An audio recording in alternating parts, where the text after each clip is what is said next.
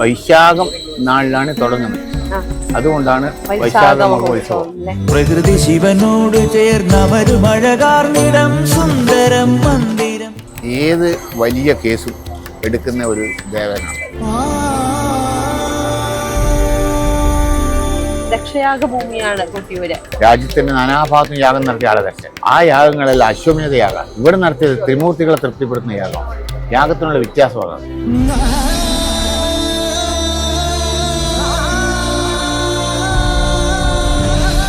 സ്ഥാനികന്മാർക്കൊക്കെ ഒരു അപ്പം കൊടുത്തിട്ട് ആ അപ്പത്തിന്റെ രുചി അനുസരിച്ചിട്ട് അപ്പടെ കഴിക്കാൻ പാടില്ല എന്നാണ് വിശ്വാസം. കഴിച്ചാൽ പിറ്റേ കൊല്ലം അദ്ദേഹം ഉണ്ടാവില്ല. അങ്ങനെ അനുഭവം ഉണ്ടോ?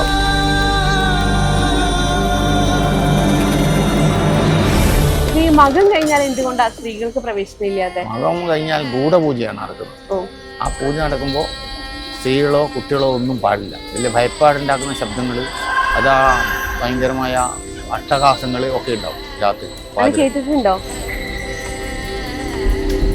ആചാരങ്ങൾ വരെ കൂട്ടിച്ചേർക്കാൻ ശ്രമിക്കുന്നത് നമ്മൾ കണ്ടു, അല്ലെങ്കിൽ അതിലൊരു കയ്യേറ്റം നമ്മൾ കണ്ടില്ലേ? കൂടുതൽ ആൾ വരുന്ന വരുമാനം ഉണ്ടെന്ന് കാണുമ്പോൾ ചില അന്യമതത്തിൽപ്പെട്ട ആൾക്കാരുടെ വളഞ്ഞ മാർഗമാണ്. അങ്ങനെ ഒരു ആചാരം ഏതെങ്കിലും കാലത്ത് ഇല്ല. അന്നും ഇല്ല, ഇന്നും ഇല്ല. വേറെ ഏതെങ്കിലും ആൾക്കാരായിരുന്നെങ്കിൽ അവർ പൈസ കൊടുത്തത്. പിന്നെ നമ്മളതൊക്കെ പറയും വർഗീയതയാണ്. ചെയ്യുന്ന പണിയല്ലോ അങ്ങനത്തെയാണ്. പറയുമ്പോൾ മാത്രമേ വർഗീയത. പ്രകൃതിയും ദൈവവും ഒന്നാകുന്ന കൊട്ടിയൂരിന്റെ വിശേഷങ്ങൾ കുറച്ച് കൂടുതലായി ചോദിച്ചറിഞ്ഞാലോ? നമുക്കപ്പോൾ ഉള്ളത് ബോർഡ് ഓഫ് ട്രസ്റ്റീസ് ചെയർമാൻ ആയിട്ടുള്ള തിട്ടയിൽ നാരായണൻ നായരാണ്. നമസ്കാരം. നമുക്ക് കൊട്ടിയൂർ എന്ന് പറയുമ്പോൾ തന്നെ പ്രകൃതിയുടെ ആ ഒരു മനോഹാരിതയും ഇവിടുത്തെ ഒരു ആത്മീയതയും കൂടി ചേരുന്ന ഒരു അനുഭവമാണ് ഉള്ളിലേക്ക് വരിക. അപ്പോൾ അങ്ങേക്ക് ഈ മണ്ണിലേക്ക് എത്തുമ്പോൾ ഉണ്ടാകുന്ന ഒരു ആത്മീയമായ ഒരു അനുഭവം അതെങ്ങനെയാണ്? ഈ ഉത്സവം എന്ന് പറയുന്നത് 3 മാസങ്ങളെ തമ്മിൽ തൊടുന്നുണ്ട്. അങ്ങനെയാണ് ഈ ഉത്സവം ഉണ്ടാവുന്നത്. ഇവിടെ 27-28 ദിവസമേ ഉത്സവമുള്ളൂ. പക്ഷേ ഉത്സവം തുടങ്ങുന്നത് അങ്ങനെയല്ല. ഉത്സവം ഇവിടെ നിന്നും 15 കിലോമീറ്റർ അകലെയുള്ള വാകയാട്ട് പൊടിക്കളം എന്ന് പറഞ്ഞ സ്ഥലത്ത് വെച്ച് നടക്കുന്ന ഒരു ദൈവത്തരം കാണൽ എന്നൊരു ചടങ്ങോടുകൂടിയാണ് ഈ ഉത്സവത്തിന്റെ ആരംഭം. ആ ചടങ്ങിന്റെ ഒരു ഐതിഹ്യം അത് കുറിച്യരുടെ നടത്തുക. അവര് അത് ഈ വനത്തിലാണല്ലോ ഈ അമ്പലം. അപ്പോ വനദേവതകൾക്കായിട്ടുള്ള ഒരു പൂജയാണ്. ആദ്യം നമ്മളെ വനദേവതമാരുടെ അനുഗ്രഹം പണിക്കണമല്ലോ. ഇത് കൊട്ടേരിക്കാവ്, ആയില്യാർക്കാവ് എന്നീ 2 കാവുകളുടെ മധ്യത്തിലാണ് ഈ ക്ഷേത്രം സ്ഥിതി ചെയ്യുന്നത്. ആയില്യാർക്കാവ്, കൊട്ടേരിക്കാവ്. അപ്പോൾ ഈ വനദേവതകളുടെ അനുഗ്രഹം വാങ്ങുന്നതിന് വേണ്ടിയിട്ടുള്ള പൂജയാണ്. അത് കഴിഞ്ഞാൽ 2 പൂജ പിന്നെ വേറെയും കൂടി, അതും ഗൂഢപൂജയാണ്. അത് കഴിഞ്ഞാൽ ഉടനെ പ്രക്കൂഴം എന്ന് പറഞ്ഞ ചടങ്ങാണ്. പ്രക്കൂഴം ആയില്യാർക്കാവിനകത്താണ് നടക്കുന്നത്. ആയില്യാർക്കാവിനകത്ത് പ്രക്കൂഴം നടന്നു കഴിഞ്ഞാൽ രാത്രി 1 മണിക്ക് ഉണ്ടാവുക. അത് കഴിഞ്ഞാൽ പിന്നെ 20 ദിവസം കഴിഞ്ഞാൽ നീരഴം നടത്തും. അതും അവിടെ തന്നെയാണ് പൂജ. അപ്പോൾ 1 മാസം ആയില്ലേ? അപ്പോൾ 1 മാസം കഴിഞ്ഞു. മാസം കൊണ്ട് 2 ആയി. പിന്നെ 6 ദിവസം കഴിയുമ്പോൾ 5 കഴിഞ്ഞ് 6-ാമത്തെ ദിവസം ഒരു നെയ്യും സദ്യ എന്ന് പറഞ്ഞിട്ട് ഒന്നുണ്ട്. ഉച്ചക്ക് അല്ല, അക്കര നെയ്യമൃത സദ്യ കഴിഞ്ഞപാട് ഒരു അടിയന്തര യോഗം ഇവിടത്തേക്ക് പുറപ്പെടും. ഇവിടേക്ക് പുറപ്പെട്ട് ഇവിടെ രാത്രിയാവും. ഇവിടെ വന്ന് ആദ്യമായിട്ട് ഒരു ദീപം തെളിയിക്കും. ഈ ദീപം പിന്നെ ഉത്സവത്തിന് മുന്നോടിയായിട്ട് ആദ്യം തെളിയിക്കുന്ന ദീപമാണ്. അവിടെ അടിയന്തര യോഗത്തിൽപ്പെട്ട ആളെ വരുക. അടിയന്തര യോഗത്തിൽപ്പെട്ട ഇന്നയാളെന്നൊക്കെ കണക്കുണ്ട്. അവരാ വരുക. അത് നമ്മളുണ്ട്. നമ്മൾക്ക് അതിനകത്ത് പെട്ട 4 ഊരാളന്മാര്, 4 ഊരാളന്മാര്, തേയിലക്കാര്, പടിഞ്ഞിറ്റ ഒക്കെ ഉണ്ടാവും. വന്നിട്ട് ഇവിടെ ദീപം തെളിയിക്കും. ആ ദീപം തെളിച്ച് കഴിഞ്ഞ് പിന്നെ അത് കഴിഞ്ഞിട്ടാണ് ഈ അഷ്ടബന്ധം നീക്കുക. ഈ അഷ്ടബന്ധം ഇല്ലേ, ഈ സ്വയംഭൂ മൂടിയിരിക്കുന്ന അഷ്ടബന്ധം നീക്കും. നീക്കി പിന്നെ നെയ്യാട്ടത്തിനുള്ള ഒരുക്കമായി പിന്നെയാണ് നെയ്യാട്ടം നടക്കുന്നത്. നെയ്യാട്ടം നടക്കുന്നതും ആകുമ്പോൾ ഉത്സവമാവുന്നില്ല. പിറ്റേ ദിവസം ആണ് തിരുവാഭരണ ഘോഷയാത്ര ചങ്ങന്ന് വരുന്നത്. തിരുവാഭരണം കരിമ്പന ഗോപുരത്തിൽ നിന്നും തിരുവാഭരണവും സ്വർണം വെള്ളി പാത്രങ്ങളും ആനയും വാളും വാദ്യങ്ങളും എല്ലാം വന്ന് ഇവിടെ എത്തിയാൽ അപ്പുറത്തുനിന്ന് ഉള്ള മുതിരേരി വാൾ അവിടെ ഉണ്ടാവുക. തലേ ദിവസം വന്നിട്ടുണ്ടാവും നെയ്യാട്ടായിരുന്നു. ആ നെയ്യാട്ടം ആടെ കൊണ്ടുവന്ന് വെച്ചിരിക്കുന്ന വാളും മണത്തനയിൽ നിന്ന് വരുന്ന വാളും പിന്നെ ആനയും പിന്നെ തിരുവാഭരണവും അല്ലാത്ത സ്വർണം വെള്ളി പാത്രങ്ങളും പിന്നെ വാദ്യവും എല്ലാം കൂടി അക്കരെ വരും. ഇവിടെ വന്ന് അവിടുത്തെ ബലി വിഗ്രഹങ്ങളില്ലേ, ഈ ആനപ്പുറത്ത് എഴുന്നള്ളിക്കുന്നത്, ആ 2 വിഗ്രഹങ്ങൾ എടുത്ത് അവിടുത്തെ പൂജ മടക്കി. അതുവരെ ഇവിടെ പൂജയുണ്ടല്ലോ, പിന്നെ പൂജയില്ലല്ലോ. പൂജ മടക്കുക എന്ന് പറഞ്ഞ പൂജ വേറെ ഉണ്ട്. ആ പൂജ മടക്കി ആ വിഗ്രഹം എടുത്ത് 2 ആൾ ഇറങ്ങി അതിൻ്റെ പുറകെ വാള്, അതിന് പിന്നെ വാദ്യം, അതിൻ്റെ പുറമെ വണ്ണാരം, അങ്ങനെ എല്ലാം വന്ന് ഇവിടെ എത്തുവാണ്. അപ്പോൾ വണ്ണാരം മുമ്പിലും കടന്നു പോകും. മുമ്പിൽ കടന്നു നിന്ന് അപ്പോഴത്തേക്ക് പുറകെ ഞങ്ങൾ ചെല്ലും. അടിയന്തരവും വാളും ആനയെല്ലാം കൂടി. അപ്പോൾ ആന ഇപ്പുറത്തെ കൂടെ വരുക. എന്നിട്ട് ആന അവിടെ ഉണ്ടല്ലോ, ആനയ്ക്ക് അപ്പുറത്തെ കൂടെ വരിക. ആന കയ്യിൽ കൂടി വരാൻ പറ്റില്ല. അപ്പോൾ വന്ന് ഇവിടെ ഒരു അടിയന്തരയോഗമുണ്ട്. ആ അടിയന്തരയോഗം കഴിഞ്ഞപാട് ഉത്സവം തുടങ്ങും. അങ്ങനെയാണ് ഉത്സവം തുടങ്ങുന്നത്. വൈശാഖം നാളിലാണ് തുടങ്ങുന്നത്. അതുകൊണ്ടാണ് വൈശാഖ മഹോത്സവം. അതെ, ചോതി നാളിലാണ് ആദ്യത്തെ ദീപം ഇവിടെ തെളിയ. ചോതി വിളക്ക് എന്ന് പറയും. മനസ്സിലായി? ചോതി വിളക്ക് കഴിഞ്ഞ് കഴിഞ്ഞാൽ പിന്നെ വൈശാഖ മഹോത്സവം. പിന്നെയാണ് ഉത്സവം തുടങ്ങുന്നത്. ഉത്സവത്തിന്റെ മറ്റുള്ള പ്രക്രിയകളൊക്കെ തുടങ്ങുന്ന അന്നേരമാണ്. അപ്പോൾ തലേ കൊല്ലം മുടങ്ങിപ്പോയിരുന്ന ഉത്സവത്തിന്റെ ബാക്കിയാണ് ആദ്യം തുടങ്ങുന്നത്. എവിടെയാണോ നിർത്തിയത് അവിടെയാണ് തുടങ്ങും. അപ്പോൾ തലേ കൊല്ലം ഈ ശിവേലിയൊന്നും ഉണ്ടാവില്ല. ആ ശിവേലി നിവേദ്യങ്ങളൊക്കെ തലേ കൊല്ലത്താണ് തുടങ്ങുക അന്നേരം. അപ്പൊ 3 നിവേദ്യം കഴിഞ്ഞാലേ പിറ്റേ കൊല്ലത്തേക്ക് നിലവിൽ വരും. എന്നാലും പിറ്റേ കൊല്ലത്തെ ഉഷപൂജ എത്തും. 3 നിവേദ്യം കഴിഞ്ഞാൽ ഉഷപൂജ എത്തും. ഉഷപൂജ അങ്ങനെ 3 നിവേദ്യം കഴിയണം. അങ്ങനെയാണ് ഇത് ഉണ്ടാവുന്നത്. പിന്നെ ക്രമത്തിൽ അങ്ങ് തുടങ്ങുക. അങ്ങനെയാണ് ഉത്സവം. ഇപ്പോ ഇവിടെ നമുക്കറിയാലോ, ഒരുപാട് കുലങ്ങളിൽ വരുന്നവര് അല്ലെങ്കിൽ ഒരുപാട് വിഭാഗങ്ങളിൽ വരുന്നവർ എല്ലാവരും കൂടി ചേർന്നിട്ട് നടത്തുന്ന ഒരു ഹൈന്ദവ സംഗമമാണ്. അല്ല, ആർക്കും നോട്ടീസ് അയക്കുകയോ വിളിക്കുകയോ ചെയ്യാറില്ല. ആരും നോട്ടീസ് അയക്കില്ല, ആരും വിളിക്കില്ല. അവരാ സമയത്ത് കൃത്യമായിട്ട് വന്നോളൂ. ഒരാളെയും വിളിക്കില്ല, ഒരു കാരണവശാലും വിളിക്കില്ല. അവർ കറക്റ്റ് സമയത്തെത്തും. പെരുമാളുടെ ഒരു കാര്യങ്ങളും മുടക്കം വരില്ല. അപ്പൊ നമുക്കറിയാം, ദക്ഷയാഗ ഭൂമിയാണ് കൊട്ടിയൂര്. എപ്പോഴും ഒരു യാഗശാലയുടെ അനുഭൂതി തന്നെയാണ് കൊട്ടിയൂരിലേക്ക് എത്തുമ്പോൾ നമുക്ക് കിട്ടുക. ദക്ഷയാഗം എന്ന് പറഞ്ഞാലേ, ദക്ഷൻ നിരവധി യാഗം നടത്തി. രാജ്യത്തിന്റെ നാനാഭാഗത്തും യാഗം നടത്തിയ ആളെ ദക്ഷൻ. ആ യാഗങ്ങളെല്ലാം അശ്വമേധ യാഗം. ഇവിടെ നടത്തിയത് ത്രിമൂർത്തികളെ തൃപ്തിപ്പെടുത്തുന്ന യാഗം. യാഗത്തിനുള്ള വ്യത്യാസമാണ്. ഈ അശ്വമേധ യാഗം എന്ന് പറഞ്ഞാൽ രാജസൂയമാണ് ആദ്യം ഉണ്ടാവുക. അവിടുത്തെ ഒരു പ്രഗത്ഭ വ്യക്തി, അതായത് അവിടുത്തെ രാജാവിൻ്റെ കൂട്ടത്തിൽ ഒരാളെ പൊന്നിൻ തളികയിൽ ഇരുത്തിയിട്ട് കാല് കഴുകി അവരെ നെറ്റിയിൽ അവിടുത്തെ ആരാണോ ഈ അശ്വമേധ യാഗം നടത്തുന്ന അവർ തിലകടിക്കും. ആ തിലകം ഈ കുതിരക്കടിക്കും. ആ കുതിരനെ അങ്ങനെ അയച്ചു വിടുന്നു. അങ്ങനെയാണ് അശ്വമേധയാഗം തുടങ്ങുന്നത്. ആ കുതിരയുടെ പുറകെ സൈന്യങ്ങളും പടനായകന്മാരും നിരവധി കുതിരകളും ഒക്കെ പോവുക. ഈ കുതിര പോകുന്നതിൽ പായും. അപ്പോൾ അവിടെ കടന്നു പോകുന്ന രാജ്യങ്ങളെല്ലാം കീഴടക്കിയിട്ട് അന്നേരം തന്നെ അവർ അപ്പം കെട്ടുവാണ്, അംഗീകരിക്കണം. അങ്ങനെയാണ് അശ്വമേധയാഗം. അസമയം ഇതല്ല, ഇത് ത്രിമൂർത്തികൾ തൃപ്തിപ്പെടുത്തുന്ന യാഗമാണ്. ഈ യാഗം നടത്തിയത് ഭൃഗുമുനിയാണ്. ഭൃഗുമുനിയാണ് ഈ യാഗത്തിൻ്റെ എല്ലാ കാര്യവും നടത്തിയത്. ദക്ഷനാണ് യാഗം നടത്തുന്നെങ്കിലും ഭൃഗുമുനിയാണ് അതിൻ്റെ യാഗം നടത്തേണ്ട ആള്. അതാണ് ഭൃഗുവിൻ്റെ താടിയാണ് നമ്മൾ ഈ ഓടപ്പുമായിട്ട് കാണുന്നത്. ദക്ഷന് താടിയില്ല. ഈ ഭാരതത്തിലെ ഒരു ചക്രവർത്തിക്കും താടിയില്ല. താടിയുള്ള ചക്രവർത്തി നിങ്ങൾക്ക് പറയാൻ പറ്റുമോ? ഒറ്റ ചക്രവർത്തിക്കും താടിയില്ല. പ്രത്യേകിച്ച് ഇയാൾ ചക്രവർത്തിയല്ല, ചക്രവർത്തിമാർക്ക് അപ്പം കിട്ടുന്ന ഒറ്റ പ്രജാപതിയാണ്. പ്രജാപതി ചക്രവർത്തിമാർ രാജാവല്ല, ചക്രവർത്തിക്ക് അപ്പം കിട്ടുന്നത്. ചക്രവർത്തി രാജാവ് അപ്പം കിട്ടുന്ന ആൾ ചക്രവർത്തി. ചക്രവർത്തിക്ക് അപ്പം കിട്ടുന്ന ആളാണ് ഇയാൾ. അപ്പോ ഇയാൾക്ക് താടിയില്ല. ആർക്കും ചക്രവർത്തിമാർക്ക് ആരും താടിയില്ല. അതാണ് ഭൃഗുവിന്റെ താടിയാണ് ഭൃഗുവിന്റെ താടിയാണ് ഇത്. ഭൃഗുവിന്റെ താടിയാണ് അച്ഛൻ പറിച്ചെടുത്തിട്ട് തലവെട്ടി കോപത്തിലേക്ക് ഇടുന്നത്. അതാണ് ഭൃഗു. ആ ഭൃഗുവിന്റെ താടിയാണ് നമ്മൾ ഈ ഓടപ്പൂവായിട്ട് കണക്കാക്കുന്നത്. ഇപ്പൊ നമുക്കറിയാലോ, ഈ കൊട്ടിയൂരിലേക്ക് എത്തിക്കഴിഞ്ഞു കഴിഞ്ഞാൽ ഇവിടെ ഉണ്ടാകുന്ന എല്ലാ ആചാരങ്ങൾക്കും ഒരു നിഗൂഢതയുണ്ടെന്ന് ചില സമയത്ത് തോന്നാറുണ്ട്. അപ്പൊ തുടക്കത്തിൽ ഒരു അപ്പം കൊടുക്കുന്നതിനെ കുറിച്ച് കേട്ടിട്ടുണ്ട്.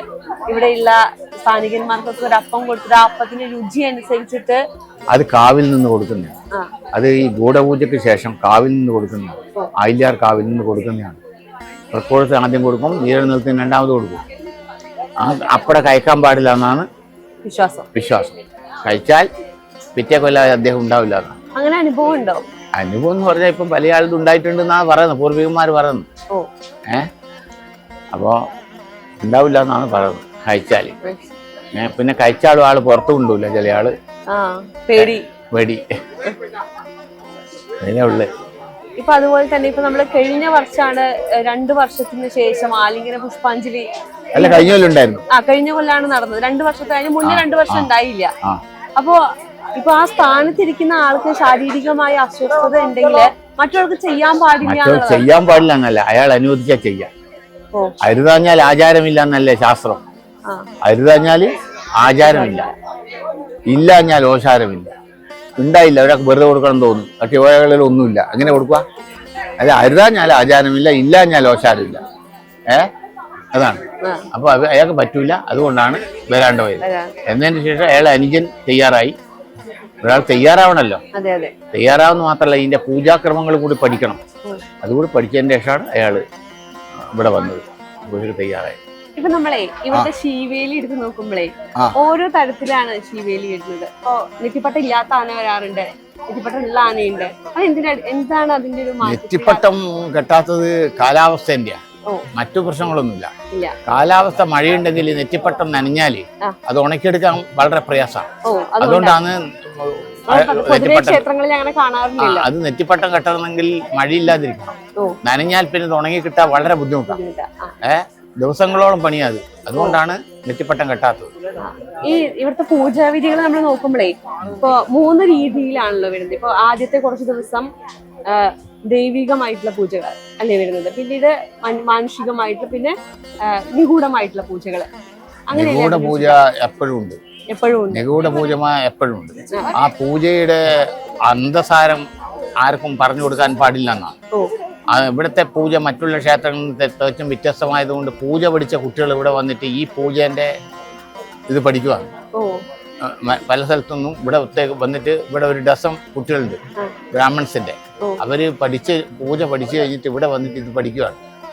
അപ്പോൾ ഇത് ഒരു കുറച്ച് ഉഗ്രമൂർത്തിയുടെ പൂജയാണ്. അതാണ് ആ പൂജ. ഭഗവാന്റെ ഭാവം ഉഗ്രമായതുകൊണ്ട് അങ്ങനെയാണ്. അതുകൊണ്ടാണല്ലോ പുറകെ വശം നല്ല തൊഴുന്നത്, മുമ്പെന്നല്ല തൊഴുന്നത്. എല്ലാരും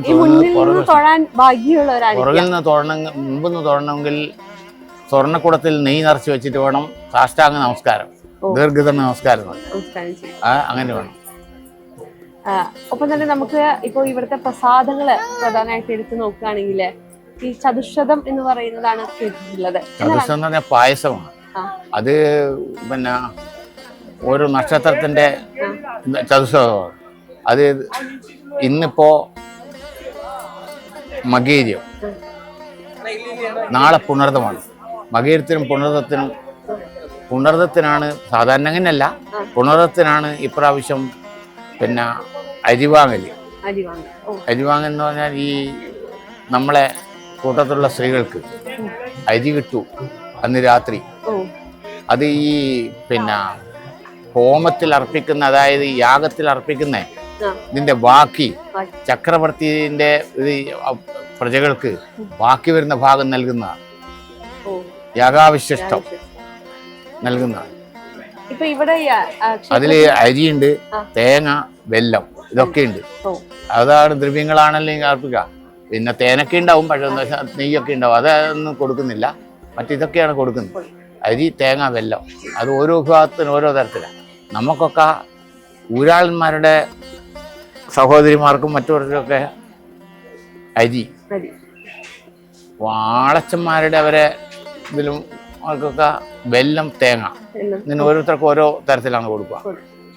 അപ്പൊ നമ്മൾ ഈ ക്ഷേത്രത്തിന്റെ അവിടെ തന്നെയുള്ള അടുപ്പില് ചാരം ഉണ്ടാവില്ല, അല്ലെങ്കിൽ ചാരം ചാരം ഉണ്ടാവില്ല. കുറവായിരിക്കും. ചാരം കുറവല്ല, വാരലില്ല. പാടില്ല. അല്ല ചാരം ഇത്രയും 28 ദിവസം കത്തിയാലും വാരമില്ല.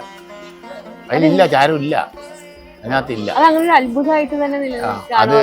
അത് ചാരം വേറെ സ്ഥലത്തേക്ക് പോകുന്നതായിട്ടാണ് പറയുന്നത്. ചാരം എന്താണെന്നറിയില്ല, ചാരമില്ല. ചാരമില്ല. ഒപ്പം തന്നെ ചാരം വാരാറേ ഇല്ല, ഒരിക്കലും വരാറില്ല. അതിൽ ടൺ കണക്കിന് വിറകാ കത്തുന്നു. ഇവിടെ ഉള്ളവർക്കൊക്കെ ഭക്ഷണം ഉണ്ടാക്കുന്നത് എല്ലാം അതിലെന്താ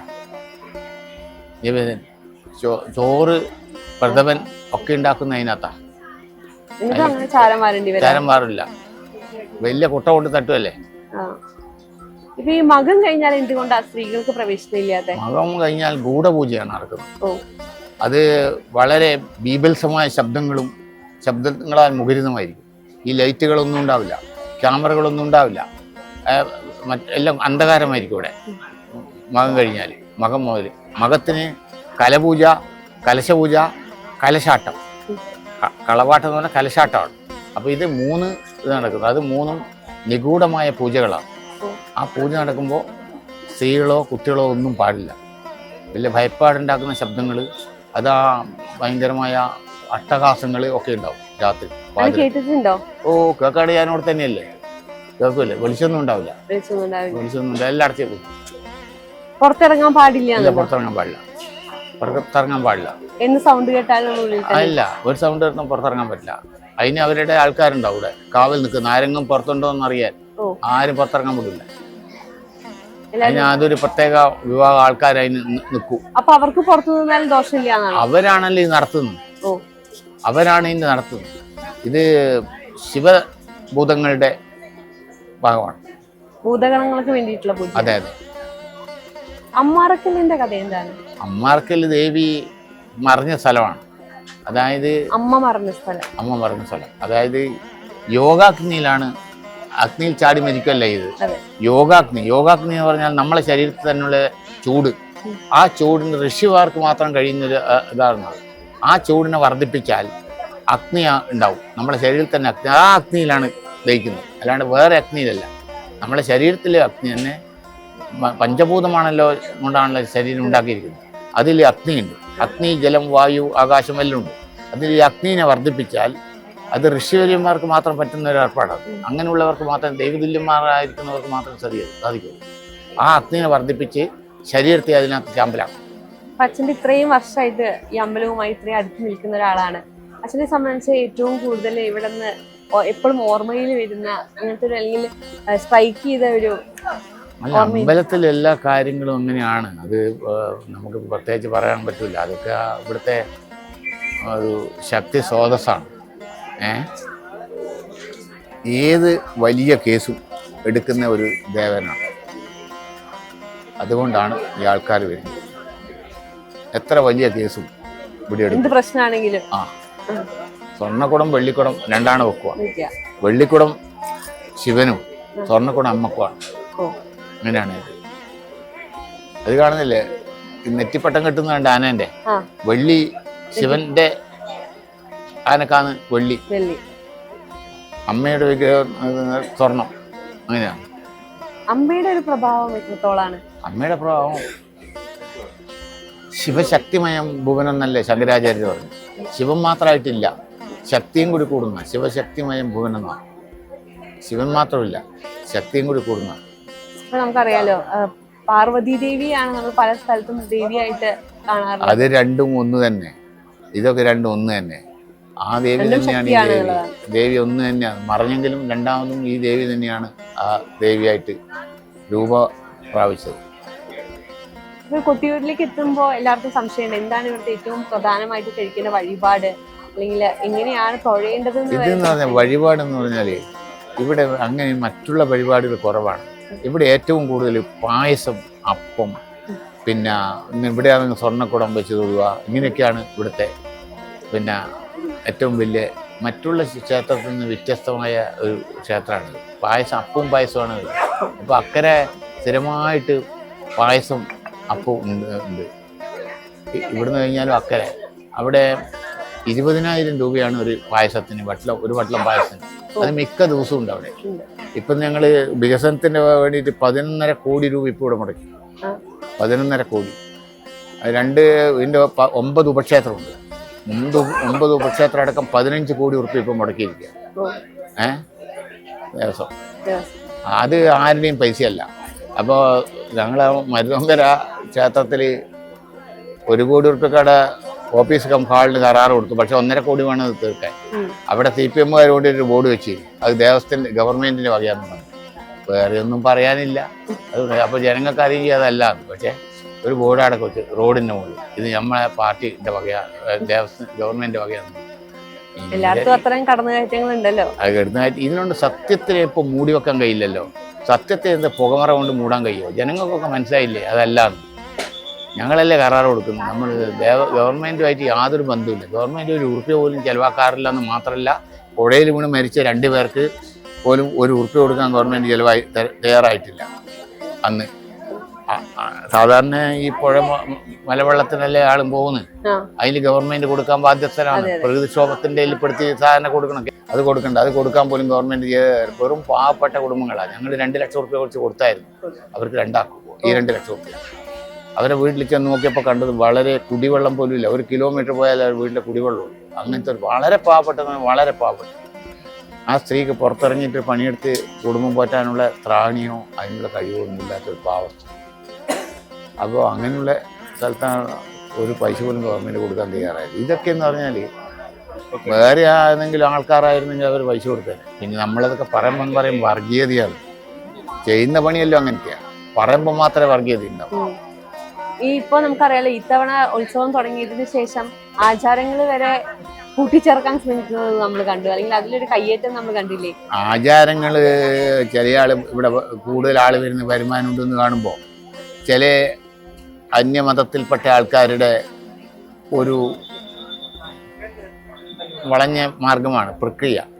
അതാണ്. അല്ല അതിൻ്റെ കൂടുതലൊന്നുമില്ല. അങ്ങനെ ഒരു ആചാരം ഏതെങ്കിലും കാലത്ത് ഇല്ല. അന്നും ഇല്ല, ഇന്നും ഇല്ല, ഒരിക്കലും ഇല്ല, ഉണ്ടായിട്ടില്ല. അതായത് ഇവിടെ എന്ന് പറഞ്ഞാൽ എല്ലാ ആചാരങ്ങളും റിക്കാർഡിക്കലാണ്. എല്ലാ ആചാരങ്ങളും റിക്കാർഡിക്കലായിട്ടുള്ള ആചാരങ്ങളാണ് ഉള്ളൂ. അവർക്ക് പൈസ കൊടുക്കണമല്ലേ നമ്മൾ. ഈ ആചാര സ്ഥാനികർക്കൊക്കെ പൈസയുണ്ട്. അത് ഓരോ കൊല്ലവും ഏതാണ്ട് 30% വർധനമുണ്ടാവും. അത് നമ്മൾ എല്ലാവർക്കും കൊടുക്കണം. അങ്ങനെ ഇവർ അങ്ങനെ ഒരാളുണ്ടെങ്കിൽ നമുക്ക് അവർക്ക് ഉണ്ടാവുമല്ലോ ലിസ്റ്റിൽ. അങ്ങനെ ഒരാൾ ഈ അടുത്ത കാലത്തൊന്നും ഈ ലിസ്റ്റ് നിലവിൽ വന്നത് ഒരു 78 വർഷമായി. ലിസ്റ്റ് ആദ്യം ഇങ്ങനെ എല്ലാവർക്കും കൊടുക്കലായിരുന്നു. പിന്നെ ഇപ്പം ലിസ്റ്റിൽ വന്ന് ഗവൺമെൻറ്റിൻ്റെ ഇത് അണ്ടറിലായി.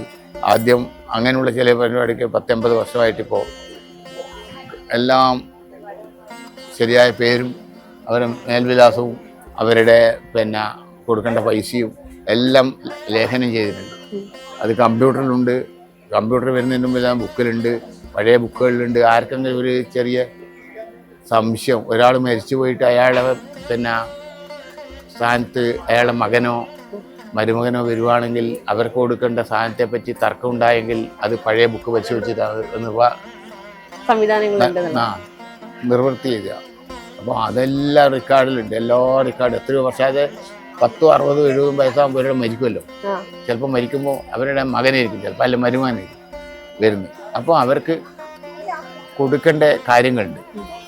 ഇപ്പോൾ അരി, തേങ്ങ, വെല്ലം, പൈസ ഇതെല്ലാം അവർക്ക് കൊടുക്കേണ്ടതുണ്ട്. അപ്പോൾ അതൊക്കെ ലീസ്റ്റിലുണ്ട്. അവരുടെ പേരും അവർക്ക് കൊടുക്കേണ്ട സാധനങ്ങൾ അതൊക്കെ പഴയ ലീസ്റ്റ് നോക്കിയിട്ടാണ് നിർവചിക്കുന്നത്. അല്ലാതെ കൊണ്ട് ഇങ്ങനെ ഒരു ഇവിടുത്തെ ജോലിക്കാരൻ മാറിക്കൊണ്ടിരിക്കുമല്ലേ, അവർക്ക് എങ്ങനെയാ അറിയാം? ഇവിടുത്തെ ജോലിക്കാരൻ മാറും, മറ്റവരും മരിച്ചു പോകും. അപ്പോൾ പഴയ ലിസ്റ്റ് വെച്ച് നോക്കിയിട്ടാണ് കൊടുക്കുന്നത്. അത് ഒരേ സംഗതിക്ക് തന്നെ പല രൂപത്തിലാണ്. ഇപ്പോൾ ബ്രാഹ്മണൻ നടത്തുന്ന പൂജക്ക് 2.25 സാർ ചെയ്യുകയാണെങ്കിൽ വേറൊരാൾ നടത്തുന്ന പൂജക്ക് 1.25 സാർ ചെയ്യിക്കും. സേറിന് ചന്ദ്രശേഖരൻ എന്ന് പറഞ്ഞ സേറിൻ്റെ ആ സേറിന് അടക്കുക. അതുപോലെ തന്നെ ചിലതിന് അവർക്ക് കൊടുക്കേണ്ട ജന്മാവകാശം, ചില ആൾക്ക് ജന്മാവകാശം കുറവാണ്, ചില ആൾക്ക് ജന്മാവകാശം കൂടുതലാണ്. ഒരേപോലുള്ള ആളുകൾക്ക് തന്നെ രണ്ട് രീതിയിലുണ്ടാവും. അത് അട്ടിമറിക്കാൻ എങ്ങനെ സാധിക്കുക? ഇത് എല്ലാം ലീസ്റ്റിലുണ്ട്, എല്ലാവർക്കും കൊടുക്കേണ്ടതുണ്ട്. അവരെ പാരമ്പര്യത്തിൽ വരുന്നവർക്ക് ആ പാരമ്പര്യത്തിൽപ്പെട്ടവർക്ക് മാത്രമേ കൊടുക്കൂ. അത് ചില ആള് ബ്രാഹ്മൺസിനൊക്കെ അച്ഛന് ശേഷം മകനാണ്, നമുക്കൊക്കെ അങ്ങനെയല്ല, മരുമക്കളാണ്. ഓരോരുത്തർക്കും ഓരോ സമ്പ്രദായത്തിലാണ്. അപ്പൊ അവർക്കൊക്കെ പേരും അവരെ കൊടുക്കേണ്ട തുകയും എല്ലാം ഉണ്ട്. ഞങ്ങൾക്കൊക്കെ ജന്മാവകാശമാണ്. ആ ജന്മാവകാശത്തിൽ ഓരോ വർഷവും 30% ഒക്കെ ഈ 5 കൊല്ലം കൂടുമ്പോൾ വർധനമുണ്ടാവും. അതൊക്കെ അതിന്റെ രീതിക്ക് തന്നെ പോകണം, അതേ രീതിക്ക് തന്നെ, മറ്റൊന്നുമില്ല. പിന്നെ വേറെ ആൾ ചില കടന്നുകയറ്റങ്ങളൊക്കെ ചെന്നത് അവർക്ക് ചില മുതലെടുപ്പിന് വേണ്ടി ചെയ്യുന്നതാണ്. അതിപ്പോ എല്ലാ സ്ഥലത്തും ഉണ്ടല്ലോ അങ്ങനെ മുതലെടുപ്പ്. ഇപ്പൊ കാശിയിലെ അമ്പലം പോലും പോലും തർക്കാണ്. കാശിയിലെ അമ്പലം ഒരു ഭാഗത്തിന്റെ ആൾക്കാരാന്ന് പറഞ്ഞിട്ട് അവരിപ്പം തർക്കുന്നുണ്ട് കാശി. അതുകൊണ്ട് ഇപ്പം മറ്റേ തമിഴ്നാട്ടില് സുബ്രഹ്മണ്യന്റെ തിരുപ്പറക്കുണ്ടം, അതിന് തർക്കല്ലേ. ഇങ്ങനെ ഓരോന്നിനും തർക്കം അങ്ങ് ഇടുവാണ്. പറ്റിയ ഒത്ത ഓണേഷ് എന്നാണ്, ഒത്ത ഓണേഷ്. ഇതാണ് ഇത്തരം ഓണേഷുകളാണ് വലിക്കാതിരിക്കുമ്പോഴാണ് പ്രശ്നം. അതെ, അത് ഇപ്പം ഹിന്ദു ഒരു വരുന്നവരെ സംഘടിതരല്ലേ, അല്ലാതെ പെട്ടെന്നൊന്നും കഴിയില്ലല്ലോ. അല്ലാത്തൊരു കാലം ഉണ്ടേനു, അന്ന് നടന്നിരുന്നു, ഇന്ന് നടക്കൂല. ഇന്ന് നടക്കണമെങ്കിൽ അന്ന് ഭയങ്കര പ്രശ്നമാവും. ഇപ്പൊ നടന്നില്ല, പ്രധാനമന്ത്രി നേരിട്ടിട്ടാണ് ഹാജരായി ചെറുപ്പം കൊണ്ടോ. അപ്പൊ അങ്ങനെ പ്രധാനമന്ത്രി ഇതിനു മുമ്പ് ഹാജരാവാൻ തയ്യാറാവുമോ? ഇല്ല. അപ്പൊ അതുകൊണ്ട് അങ്ങനെ ഇപ്പോൾ എല്ലാ ദിവസവും നടക്കൂല. കാലം മാറുമ്പോ ചില കാര്യങ്ങളൊക്കെ അതിനുള്ള മാറ്റം വരും. അവകാശം ഉന്നയിച്ചുകൊണ്ടൊന്നും ശരിയാവില്ല.